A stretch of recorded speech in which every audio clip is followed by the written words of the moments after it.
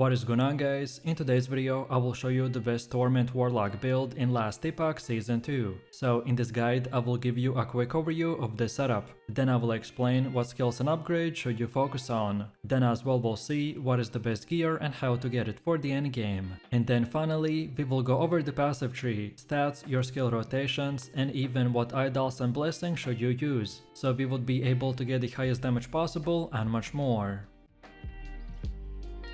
So this is a powerful spellcaster that taps into the forbidden magic by using the Tonic Fissure that summons tormenting spirits from the depths below. These spirits will relentlessly pursue enemies and apply torment, which is a powerful and nasty curse that deals sustained necrotic damage over time. While our main DPS comes from the torment, we will also use other spells for maximum impact. So by us using the Rib Blood, it will directly grant us a significant boost to flat spell damage. Meanwhile, the Tonic Fissure will activate Chaos Bolts, which then will trigger the Rib Blood that creates a vicious chain of effects for the widescreen explosions. Then also we'll utilize Profane Veil because it offers excellent survivability, and also cast Profane Orbs, which is an extra high damage spell. On top of this, these hit-based skills will benefit from increased critical hit chance, thanks to the acid skin granted by the Forbidden Chasm node. And for optimal performance, for gear I will recommend to equip the Bone Climber Barbute, which will grant us ward based on the necrotic resistance. Additionally, unique items like the Marinus Lost Soul, Pearls of the Swine,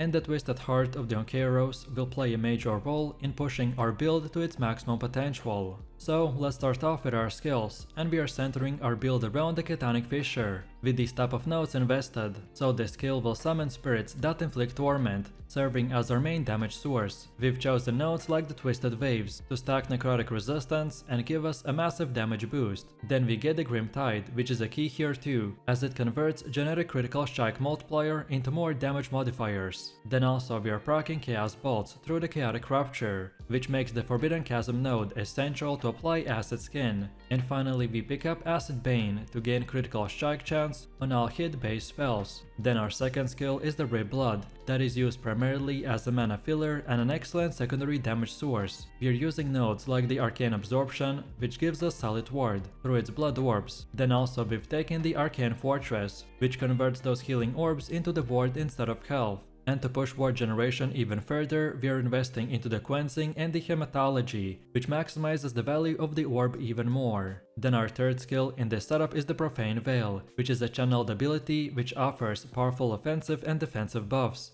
You will want to dodge every incoming hit while channeling, especially when using the Spirit Plate, since it causes your armor to scale damage over time. Then also we will take Scorn for massive global damage boost. Then on top of this we even take Profane Orbs, which now enable you to cast orbs while channeling. And lastly, don't skip on the Hex Flurry because it offers exceptional DPS scaling. Then Chaos Bolt skill comes next, acting as our primary hit-based damage skill. He's going to be automatically triggered by the Tonic Fissure. We will want to invest into nodes like the Exalt in Misery and Doom's Vindication for strong damage multipliers. Then Exacted Libation is also essential, as it helps us to trigger Rib Blood effortlessly. Then the small loads like the Chance of the Snow and the Scatter will add a chill and fear effects, which adds more control to our kit. And don't forget that you don't need Chaos Bolts on your skill bar, so instead we will run the Transplant. And lastly we are running the Bone Curse skill. Thanks to the nodes like the Curse Limbs, it will apply curses for 5 seconds after casting. Then with the Sigil of Morality, enemies are also afflicted with the Mark of the Dead,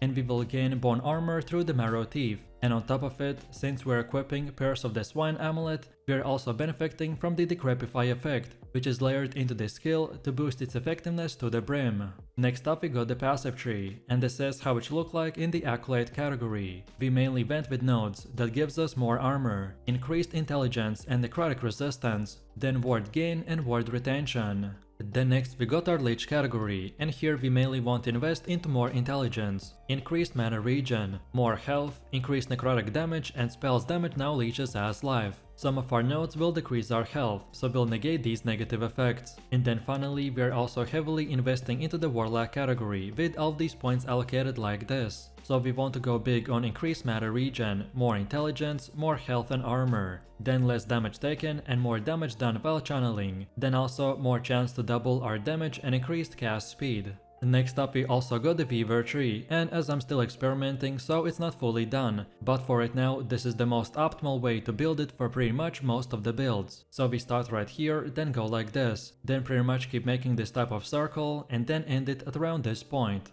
To make the most out of our Weaver will items, we want to aim for items with a higher Weaver will, which is closer to 25 to maximize potential upgrades. Also, what at least I like to do is run level 100 zones to increase the chance of finding the Weaver's Will item. Then also focus on the monolith timelines with unique echo rewards for the item type you desire. And lastly, you could also increase the timeline corruption to enhance the reward quality even further. But overall, this Weaver tree will offer an alternative path to enhancing unique items, which will allow you to grow stronger by doing specific endgame content.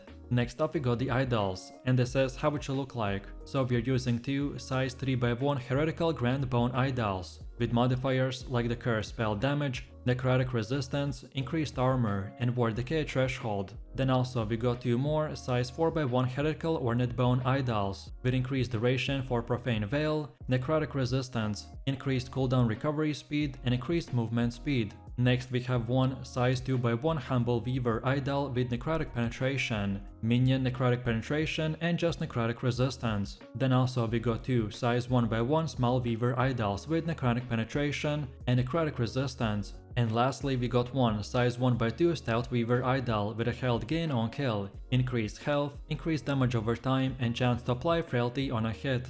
Next up we got our blessing setup, and this is how it should look like. So we get the Grand Emptiness of the Ash that gives us critical strike multiplier. Then also we went with the Grand Resonance of the Sea that gives us ward per second. Next we want the Grand Resolve of Humanity that gives us more to all resistances. Next we got the Grand Bulwark of the Tundra that gives us increased armor. And lastly we got the Grand Body of Obsidian that gives us even more armor. Next we have our equipment, and for the head we are going with the Bone Clamor Barbute, with main modifiers like the curse spell, armor, and necrotic resistance. We went with this to primarily allow us to gain ward per second by stacking the necrotic resistance. Then for amulet we got the Pearls of the Swine, with physical resistance, critical strike multiplier, and necrotic resistance. This amulet will make our bone curses apply Decrepify, which as I mentioned at the start is a curse that causes enemies to take 15% more damage over time. Then for the weapon we got the Marinus Lost Soul with necrotic spell damage, curse damage, and critical strike multiplier.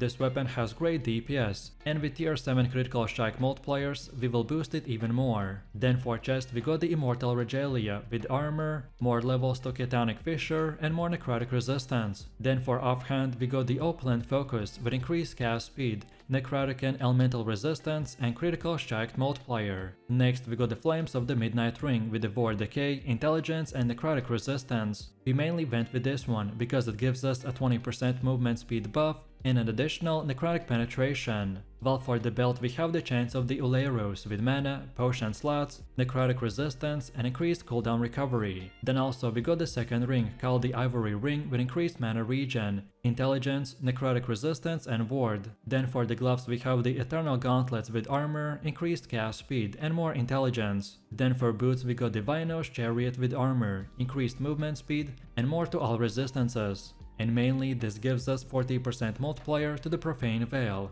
And lastly for the relic we got the Twisted Heart of the Onkeros with increased health, critical strike multiplier, and more cast speed. This is the best case scenario setup, which should be more of an example of what stats and modifiers to look for. But no matter what gear you have, just try to build around the necrotic resistance, critical strike multiplier, and cast speed.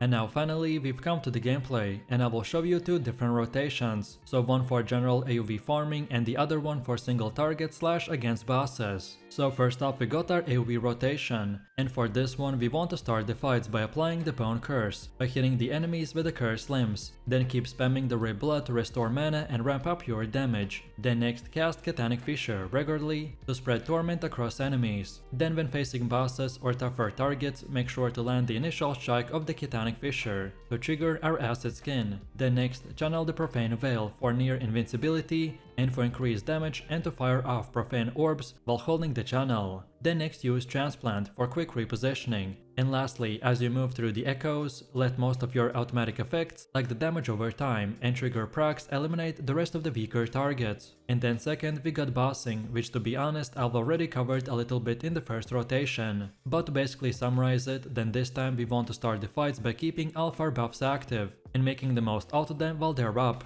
Then also always land the initial hit of the Ketonic Fissure on the bosses to ensure that the acid skin is applied. Then next use Profane Veil on the cooldown to maintain its powerful uptime. Then next hold on to the chance plant for emergencies and not to burn it too early. And finally, when bosses prepare their big telegraph attacks, then channel the Profane Veil to absorb the hit and stay in the fight for longer. And that's about it. So let me know what you think about this build in the comments below. If you enjoyed this, then you definitely don't want to miss my previous top 3 best builds video, where I showed even more powerful builds. So click the screen now and I'll see you in the next one.